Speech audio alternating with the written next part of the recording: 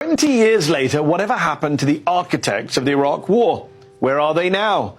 Did their record of support for a brutal and illegal war based on brazen lies and embarrassing incompetence lead to professional ruin, criminal charges, prison?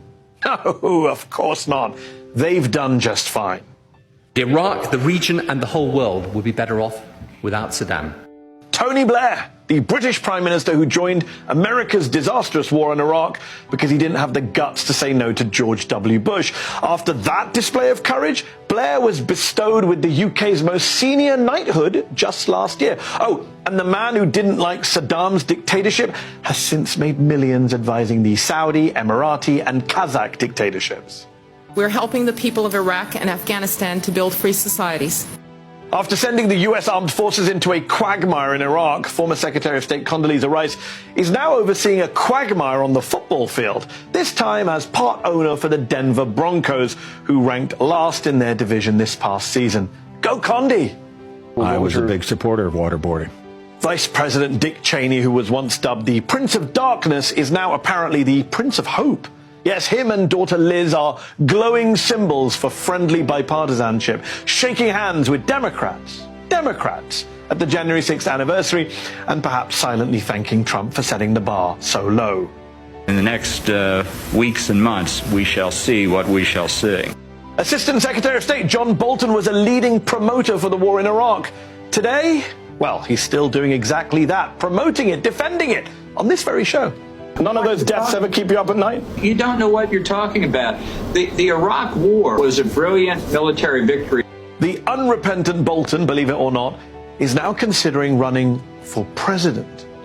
There are enormous resources available from other sources than just the American taxpayer to help the Iraqi people. Deputy Secretary of Defense Paul Wolfowitz, one of the key architects of a war that cost 40 times more than originally estimated.